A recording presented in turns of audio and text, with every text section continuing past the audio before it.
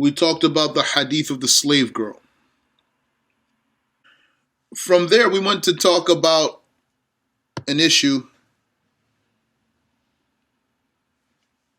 which is, we talked about a book that Allah Tabaraka wa Ta'ala created, which is over the Arsh.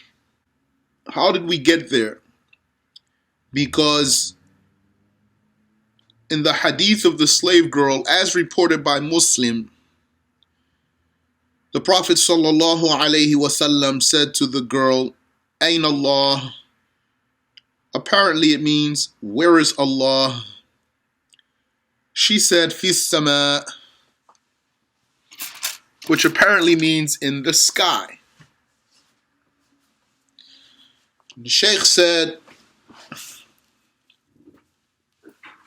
it doesn't save them from blasphemy and from misguidance for them to interpret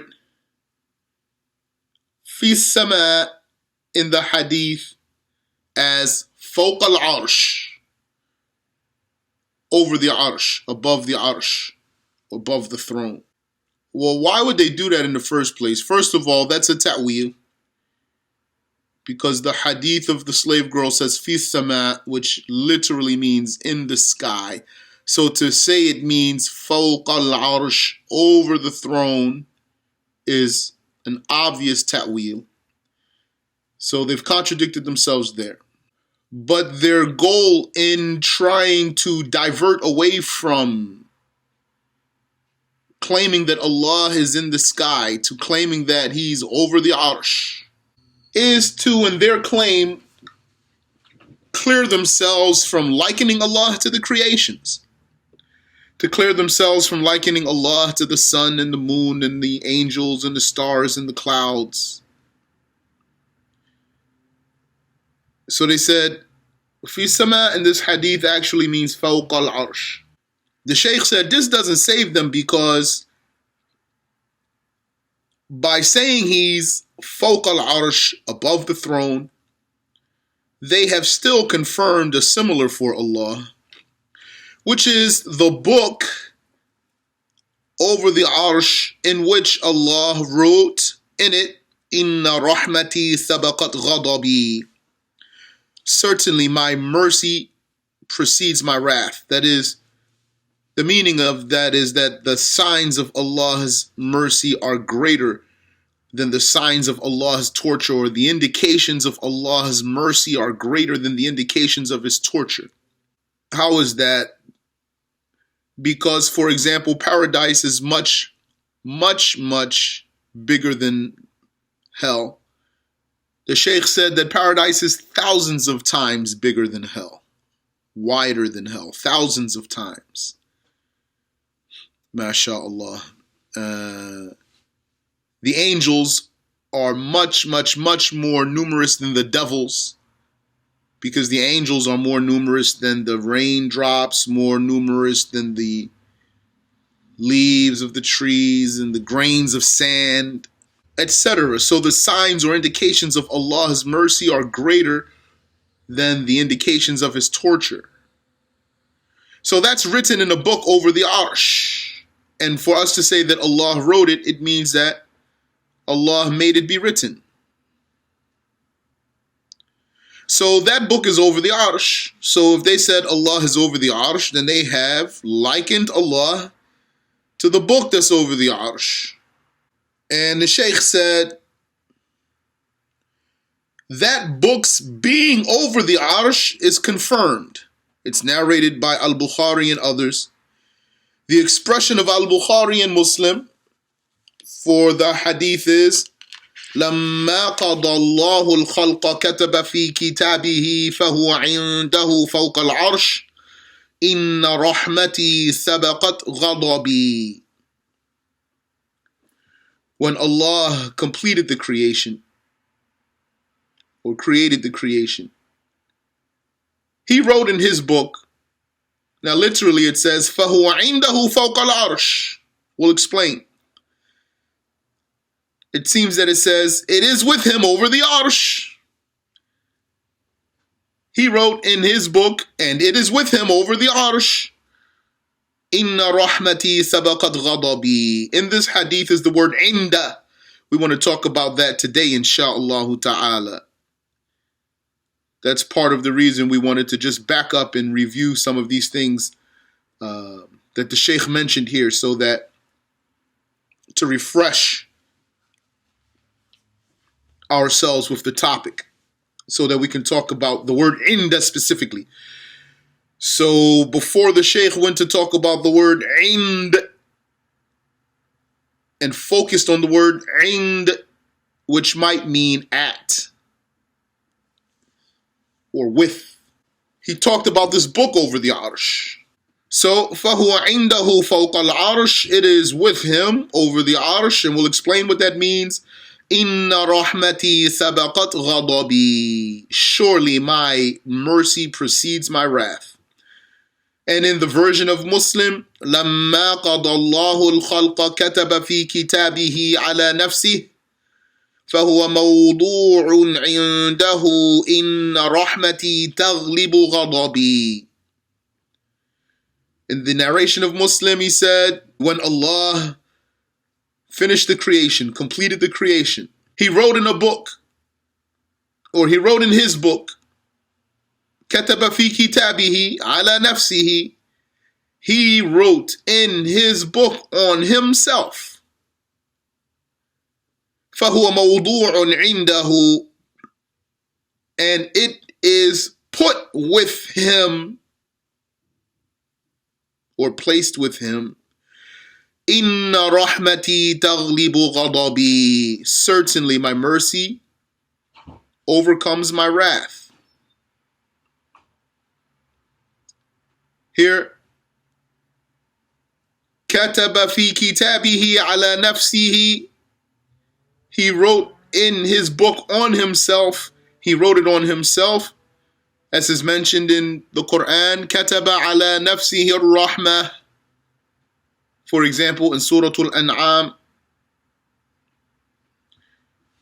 it does not mean that he made it obligatory on himself. It means he promised with a promise that most certainly will be fulfilled.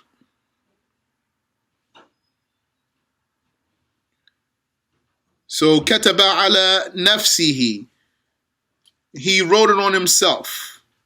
And an example was given last week to make it clearer. You know how someone might say, it's on me, dinner's on me. Does that mean it's obligatory on him? Or does it mean he's generously paying for it without being obligated to do so? It means he's generously paying for it without being obligated to do so. So that's just to give you an idea that this expression doesn't have to mean that it's obligatory on Allah. Kataba ala nafsihi. So لما قضى الله الخلق كتب في كتابه على نفسه فهو موضوع عنده. When Allah completed the creation, he wrote in his book on himself, فهو موضوع عنده إن رحمتي تغلب غضبي, and it is put with him, surely my mercy overcomes my wrath.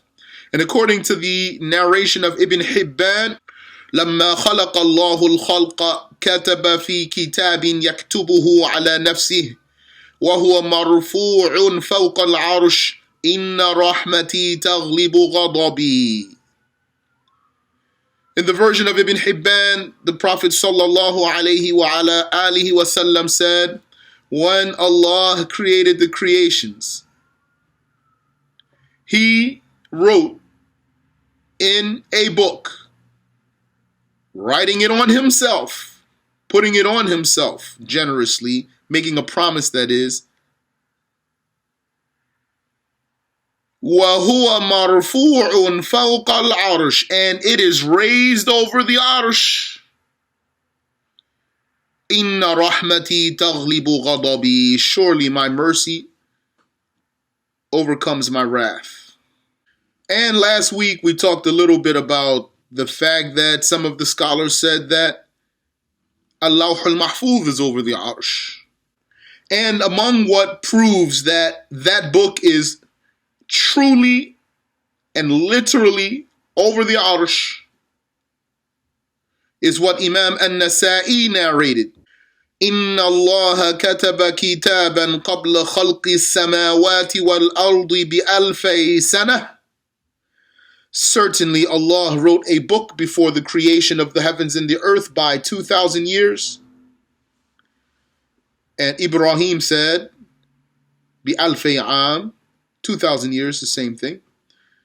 Just difference in version, difference in narration. بألفي سنة, بألفي عام, 2,000 years.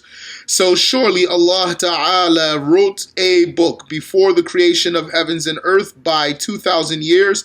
فَهُوَ عِنْدَهُ عَلَى الْعَرْشِ. Literally it says, and it is with him over the arsh. And among what negates any alternative explanation for this book being over the arsh, because of course the Wahhabis are going to try to disprove this book being over the arsh. We talked about how they do so. Imam Ibn Hibban's narration, marfu'un fawqa al-arsh, raised over the arsh, elevated over the arsh. So, from all these versions, it is confirmed that that book is over the arsh. There's a book over the arsh. So if they said that Allah is over the arsh, then they have likened him to a book. And according to some scholars, Al-Lawh al-Mahfuz is over the arsh also. So according to that, they have also likened Allah to the guarded tablet, Al-Lawh al-Mahfuz. But this book is definitely over the arsh.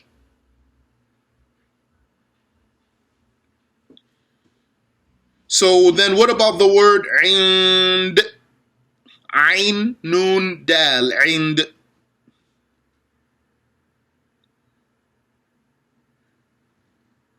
This is where we'll start from today. Do you have any question about anything we mentioned last week or anything that was just mentioned now? Yes, you mean by a book those words that is written over the arsh. There's a book, and written in that book are these words. According to some versions, Inna rahmati sabaqat ghadabi. According to some versions, Inna rahmati taghlibu ghadabi. Surely my mercy precedes my wrath, or surely my mercy overcomes my wrath, or the meaning is that the signs or the indications of Allah's mercy are greater than the signs or indications of his torture. And also, let me draw your attention, brothers and sisters, to the fact that when it's mentioned that that's in a book, a kitab, that does not necessitate that it means that it's in a book with two covers and pages that you can open up and turn the pages. It doesn't have to be like that. So in Arabic, a page with writing on it can be called a kitab. One page with writing can be called a kitab. And the word kitab,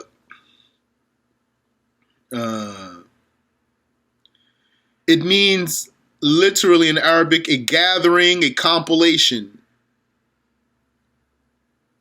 A book was called a kitab because of what it contains, because of the compilation. Okay. قال المؤلف رحمه الله.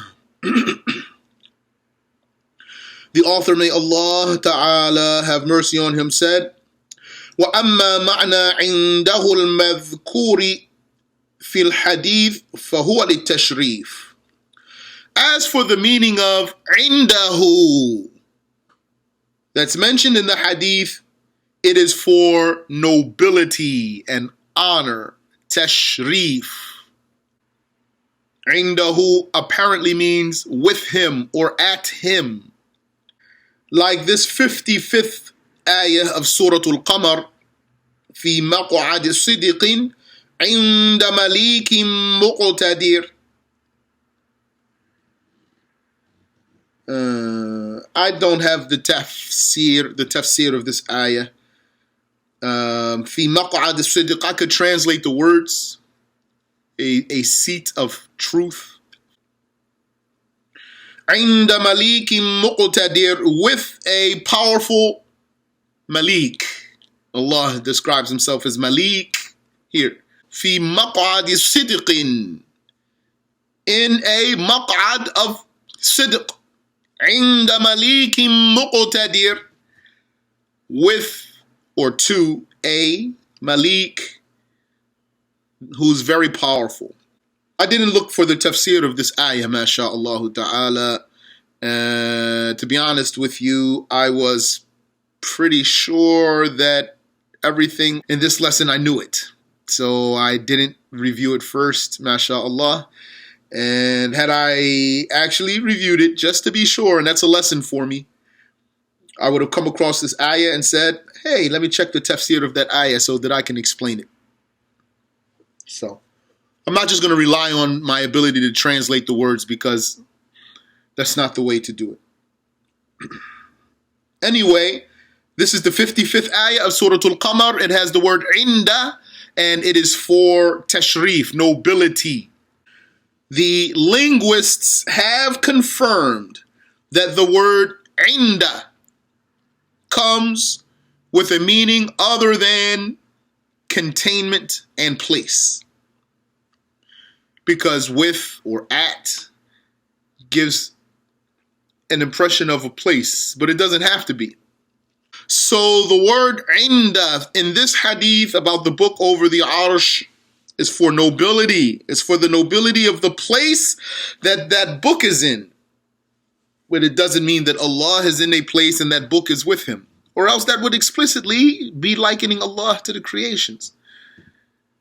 And for a Wahhabi, it wouldn't be likening Allah to the creations. If a Wahhabi were to concede and say that the book is over the arsh, the Shaykh is telling us here that he doesn't want to say the book is over the arsh so that he doesn't liken Allah to the book. So he'll try to make a ta'wil. He'll try to say, فوق العرش means تحت العرش, below the arsh. Because the word فوق can mean taht, because it's one of the abdad, one of those, I forgot what they call it in English. They have few words in English. And somebody also posted one of those words. Contronym, yes. And there's other words too. Contronym and also other words they have. That means a word that has two opposite meanings. So the word fawq can mean above or it can mean below. It apparently means above, but it can mean below. Without going into the examples and things like that, it can mean below. So we're not denying that. A Wahhabi is going to say, might say here, and the Shaykh is refuting this, so apparently they've said so, that fawq means taht in this hadith, below the arsh. So the Shaykh, he brought the different versions of the hadith to rebut that claim. That no, it doesn't mean below the arsh, because in one version, like the version of Ibn Hibban, it says marfu'un fawqa al-arsh, raised over the arsh or elevated over the arsh. So according to the Wahhabi, he's trying to say it means it's raised under the arsh. It doesn't have good taste. It's raised under the arsh. No. That one is not savory. No. No, that's just a cheap attempt. So it doesn't mean under the arsh. For sure it means over the arsh. But if a Wahhabi were to concede and say that this book is over the arsh, to him that still doesn't mean that Allah is like the book, because he doesn't know what it means to say Allah is not like his creations. In the first place, when he says Allah is over the arsh, he doesn't even realize that he's comparing Allah to the arsh itself.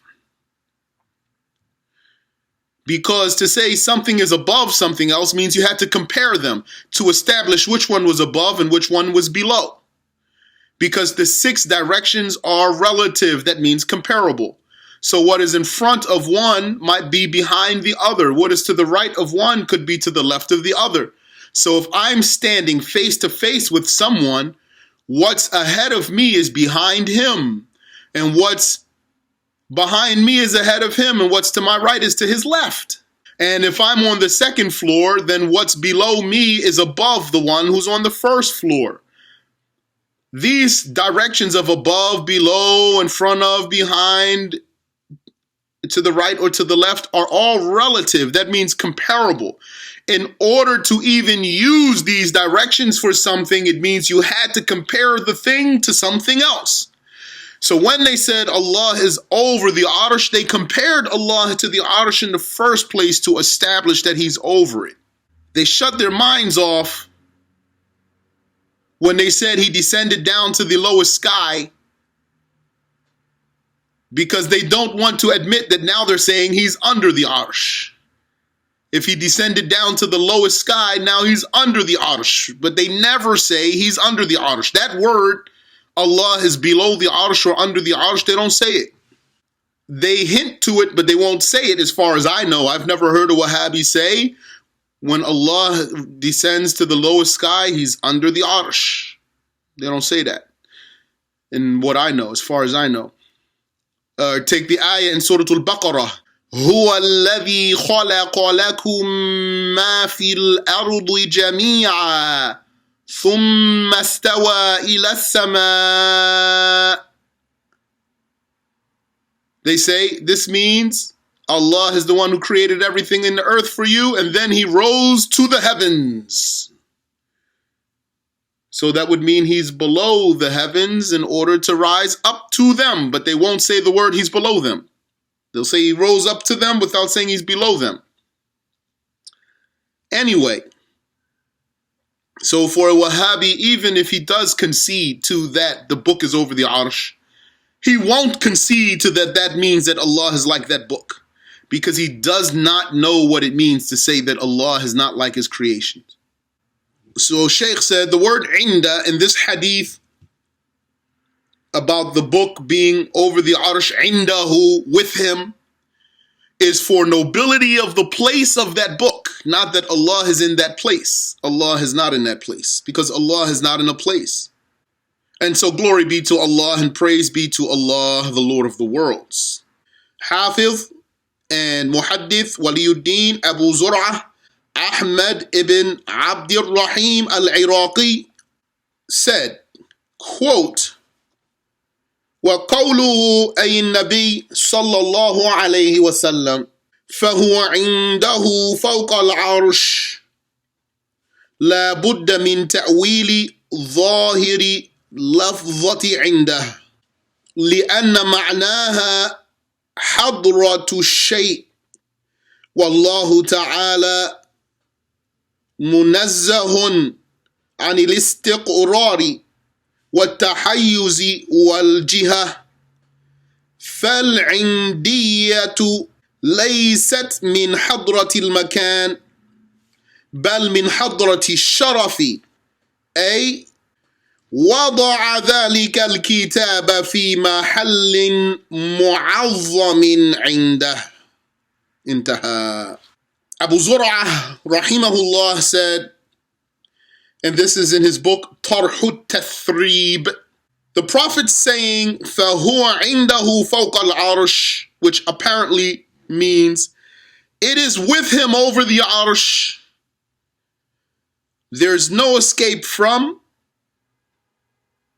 An alternative explanation for the apparent expression of indahu, which apparently means with Him, because its meaning linguistically is a thing's presence. A thing's presence. And Allah Ta'ala is clear of dwelling and containment and direction. And so this Indiyah, meaning this meaning of presence, is not a presence of place. It is not a presence of place. Rather, it is the presence of nobility. Meaning he put that book in a place that is glorified to him. Likewise, the saying of Allah in Surah Hud, Ayah 83, وَأَمْطَرْنَا عَلَيْهَا حِجَارَةً مِّن سِجِّيلٍ مَّنضُودٍ. Allah made stones rain upon the people of Lut. They were known to your Lord. مُسَوَّمَةً عِنْدَ رَبِّكَ. Known to your Lord.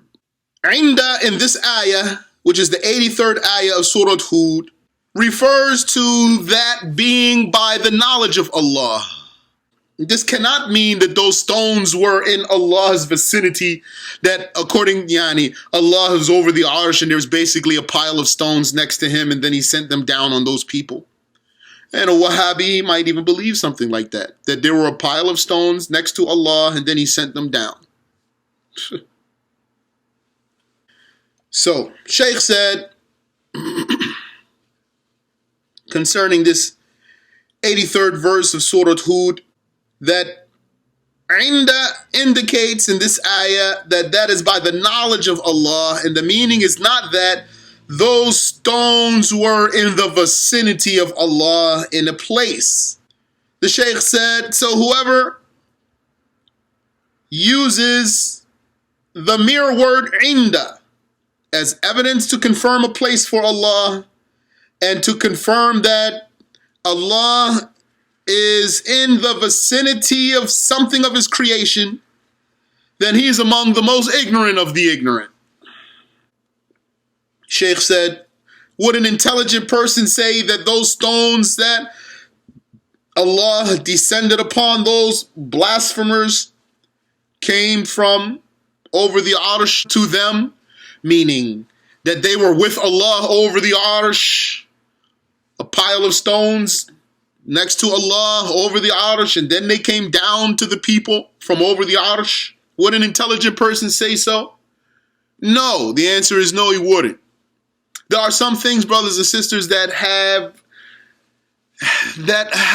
not a good taste to them.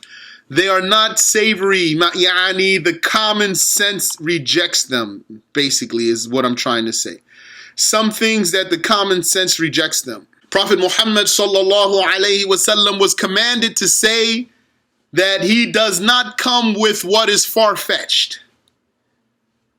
Because he was commanded to say to the people, I am not an angel. He was commanded to say to the people, I do not have the keys to the unseen. He was commanded to say to the people, I'm not God. Things that are far-fetched. He said, I'm not an angel. Okay, it's not mentally impossible that the prophet would be an angel, but it's not something that's appealing. So like that, to believe that there's a pile of stones over the arsh next to Allah and he made those stones come all the way down from the arsh to those kuffar to rain upon them is not appealing to the intellect. Adhawq salim, sound taste. Common sense.